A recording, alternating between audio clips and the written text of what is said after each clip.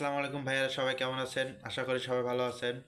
আজকে একটা বিশেষ সমস্যা নিয়ে আলোচনা করব। যাদের বিশেষ করে পেটের সমস্যা আছে, অনেক দিন ধরে আপনার পেট ফেঁপে ফেঁপে থাকে এবং বদহজম হচ্ছে এবং গ্যাসের অম্বল দেখা দিচ্ছে, এরকম সমস্যা এবং হজম শক্তি একদমই কম। তাদের জন্য বিশেষ কার্যকরী একটা ট্যাবলেট নিয়ে আলোচনা করব। ট্যাবলেটটির নাম হচ্ছে জাইমেট প্রো। এটা ফার্স্ট আপনার জাইমেট নামে পাওয়া যেত, কিন্তু এখন বর্তমানে জাইমেট সাপ্লাই না থাকার কারণে জাইমেট প্রো আপডেট হিসেবে বাজারে এসেছে। এটা বাংলাদেশ সুনামধন্য কোম্পানি বেসকিমকো ফার্মাসিউটিক্যাল প্রস্তুতকারক। আর এটা আপনার জেনেটিক নাম হচ্ছে প্যানক্রিয়াটিন 325 mg, এটা আপনার থাকে। আর বিশেষ করে কারা এটা খাইতে পারবে, যাদের বিশেষ করে পেটের সমস্যা এবং হজম শক্তি কমে যাচ্ছে। আমাদের যে খাবারটা খাই এটা আমাদের স্টোমাক্সে গিয়ে হজম হয়, সেখানে আপনাদের প্যানক্রিয়াটিস একটা আমাদের অঙ্গ থাকে শরীরে, যা আমাদের এনজাইম তৈরি করে শরীরের। এই এনজাইমটা আমাদের খাবারটা আমাদের হজম করার সহায়তা করে।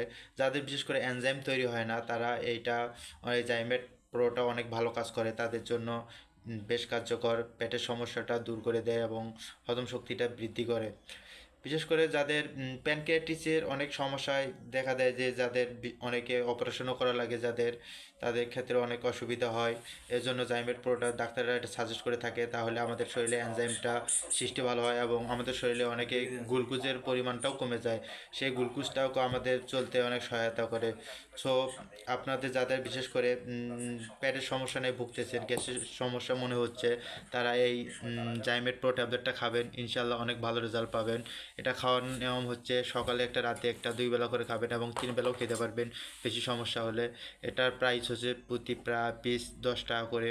আপনারা যে কোনো ফার্মেসিতেই পাবেন। যে বিশেষ করে যাদের শরীরের পেটে এনজাইমের সমস্যা হচ্ছে এবং প্যানক্রিয়াটিসের সমস্যা হচ্ছে, এই প্যানক্রিয়াটিস থেকে আমাদের এনজাইম সৃষ্টি হয়। এনজাইম যদি আপনাদের নিঃসরিত না হয়, তাহলে আমাদের হজম শক্তি হবে না। সো যাদের এই সমস্যাটা আছে, তারা জাইমেট প্রো ট্যাবলেটটা খাবেন, ইনশাল্লাহ পেটের সমস্যা থেকে আরোগ্য লাভ করবেন। সবাই ভালো থাকবেন। আসসালামু আলাইকুম।